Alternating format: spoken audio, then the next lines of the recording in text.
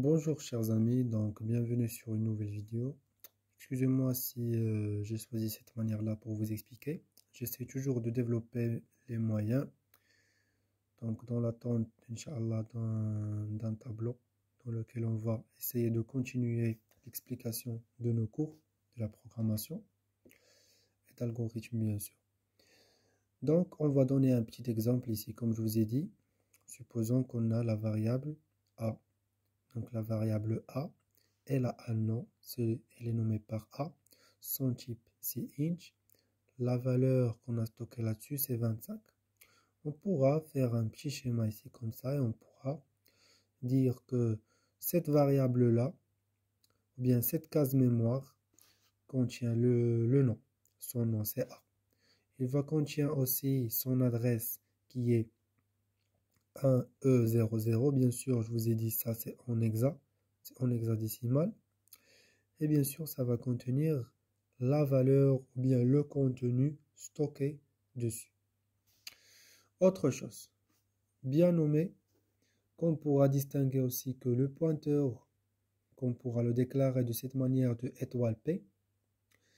Ici, on dit que le pointeur pointe sur la variable A. Cela veut dire que ce pointeur-là, il est aussi une case mémoire. Ce pointeur-là, il contient aussi une adresse. Il contient aussi bientôt un nom qui est P, mais la valeur qui sera stockée dessus, ce ne sera pas un contenu d'adresse comme A, non, mais ça sera son adresse. Ce ne sera pas le contenu comme ici 25, non, ça sera une adresse. Et vu qu'on a dit que P pointe sur l'adresse de A, donc il va stocker comme valeur AE00 qui est bien sûr l'adresse de A. Bien évidemment, on a dit que le pointeur stocke uniquement les adresses des variables. On pourra distinguer à partir de ça, on pourra distinguer qu'on a un adressage direct et un adressage indirect. C'est quoi l'adressage direct et l'adressage indirect? C'est comme ce que je vous ai montré dans la vidéo de compilation, qu'on a extracté la valeur, le contenu d'une variable, et on a extracté son adresse de différentes manières, soit à l'utilisation de spécificateur de format avec la commerciale et A, bien sûr, soit à l'aide d'un pointeur. Donc, concernant l'adressage direct, on suppose qu'on a initialisé le A, int A, on l'a initialisé à 25. Si on fait le printf, la valeur de A est, ici j'ai oublié 1% D, spécificateur de format d'un entier, et A, ça va nous afficher quoi? Ça va nous afficher le 25. On pourra dire que accès au contenu du variable par le nom de variable. C'est comme si on a accédé au contenu de la variable A par son nom uniquement. Concernant l'accès ou bien l'adressage indirect, c'est le fait d'accéder au contenu d'une variable en passant par une autre variable. Cette variable-là, c'est bien évidemment le pointeur qui contient l'adresse de la variable qu'on cherche. D'accord? Par exemple, on va déclarer un entier A.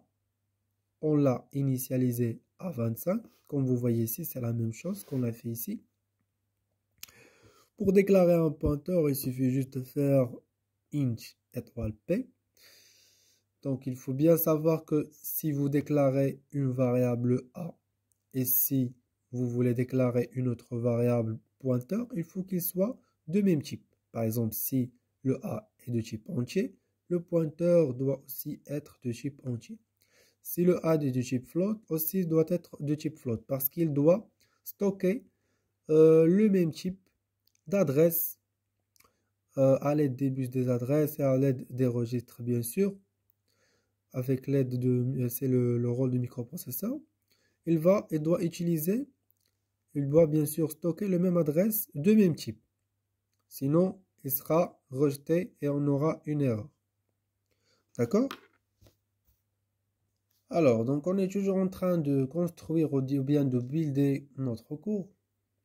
Comme je vous ai dit, j'ai ajouté ici une remarque. Si la variable est de type float, aussi le pointeur doit être en type float. Ça, c'est une règle à obtenir. Alors, donc ça, c'est un exemple. Par exemple,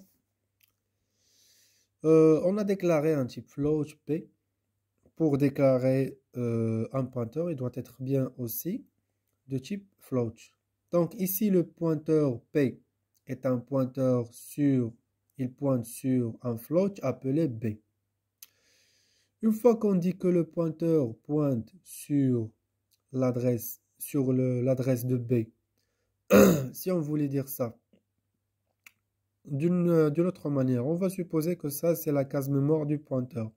Bien sûr, elle va bien contenir l'adresse du pointeur, le nom du pointeur. Ici, ça sera quoi? Normalement, ici, ça sera la valeur de l'adresse de B. Donc ici, ça sera la valeur de l'adresse de P. Parce que si on écrit que P pointe sur l'adresse de P, ici, on doit obtenir la valeur de l'adresse de variable sur laquelle on a pointé. Et bien évidemment, ça sera la valeur de l'adresse B. Par exemple, si on fait que P pointe sur l'adresse de A, on a stocké, ça c'est une traduction de ce qu'on a écrit ça. Ça c'est une partie commentaire et ça c'est le code. On a stocké l'adresse de A dans la variable de P, dans la valeur de P. Donc ça, c'est un petit zoom sur la case mémoire d'un pointeur. Bien sûr, un pointeur, c'est aussi une mémoire qui contient une adresse, un nom et une valeur. Impossible de trouver dans la valeur d'un pointeur un contenu de mémoire comme un nombre ou bien un contenu. Non, un contenu d'une variable normale. Vous aurez ici que des adresses. Chose qui veut dire des adresses, veut dire que des adresses codées sur un octet ou bien 2 octets selon le code en hexadécimal. D'accord? D'accord.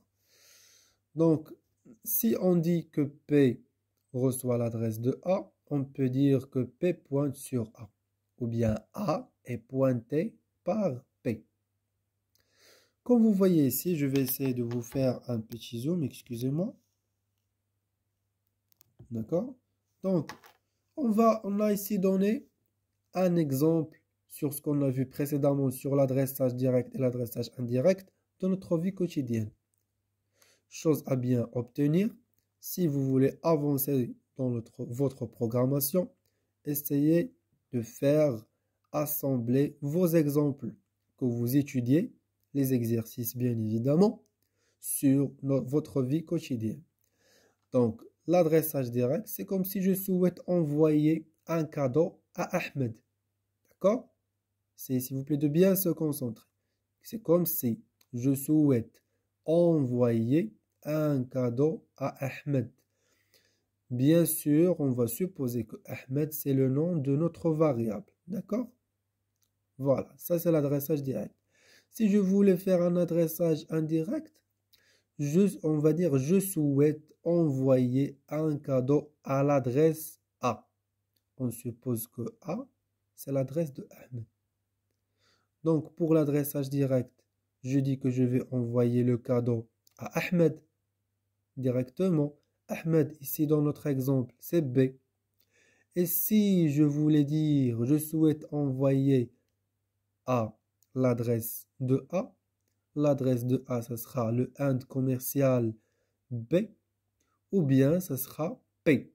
Si on dit que P pointe sur l'adresse de B, on pourra dire on souhaite envoyer un cadeau à P. De toute façon, Ahmed va recevoir son cadeau avec les deux adresses. D'une autre manière, de toute façon, on pourra accéder ou bien on pourra stocker le contenu dans notre variable avec les deux manières. On pourra avoir l'adresse avec les deux manières, ainsi de suite. On pourra dire que le pointeur dans notre exemple est la feuille. Dans ce cas-là, le pointeur dans notre exemple, c'est la feuille pour la lettre à envoyer.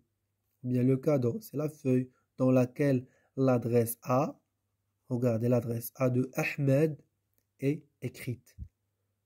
Voilà, vous voyez, c'est comme si je vous ai dit que la feuille, la feuille, ce sera l'outil, c'est comme le pointeur, d'accord? Et l'adresse de A, dans laquelle l'adresse de A, le pointeur contient bien sûr l'adresse de variable A ou bien P, et contient la valeur de A. La valeur de A, c'est quoi? C'est la valeur de l'adresse. Voilà. J'espère que vous avez bien aimé cette vidéo. On se revoit dans une prochaine vidéo, Inch'Allah, avec plusieurs exemples et plusieurs questions à poser et à répondre. Merci à vous.